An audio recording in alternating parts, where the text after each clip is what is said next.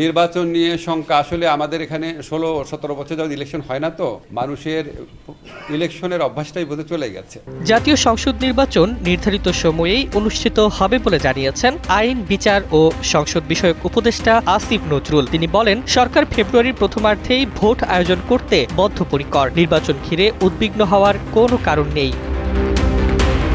আজ সকালে রাজধানীর চিফ জুডিশিয়াল ম্যাজিস্ট্রেট আদালত ভবনের লিগ্যাল এইড অফিসে বিচারকদের সঙ্গে মতবিনিময় শেষে সাংবাদিকদের সঙ্গে আলাপকালে তিনি এসব কথা বলেন। আসিফ নজরুল বলেন, রাজনৈতিক দলগুলো একে অপরের ওপর চাপ সৃষ্টি করতে গিয়ে নানা মন্তব্য করছে। এর কিছু সত্য হলেও অনেক সময় তা জনমনে অযথা শঙ্কা সৃষ্টি করছে।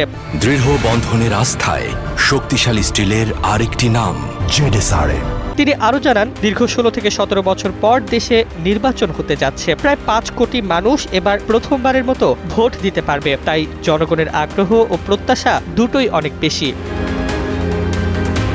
জামিন প্রসঙ্গে আইন উপদেষ্টা বলেন, জামিন শুধু বিচারকের সিদ্ধান্ত নয়, পুলিশের প্রতিবেদনেও নির্ভর করে। ভিডিও ফুটেজ বা কণ্ঠ প্রমাণ থাকলে সিদ্ধান্তে ভিন্নতা আসে। আমরা তো আসলে জামিনের ব্যাপারে মন্ত্রণালয়ের পক্ষ থেকে বিচারকদের কিছু বলতে পারি না, এটা বিচারকদের বিচারিক বিবেচনার ব্যাপার। আদালত সংস্কার প্রসঙ্গে আসিফ নজরুল জানান, মামলার জট কমাতে একজনের স্থলে 3 জন বিচারক নিয়োগের উদ্যোগ নেওয়া হচ্ছে। এতে বিচার প্রক্রিয়া দ্রুত হবে এবং জনগণ সুফল পাবে বলে আশা প্রকাশ করেন তিনি।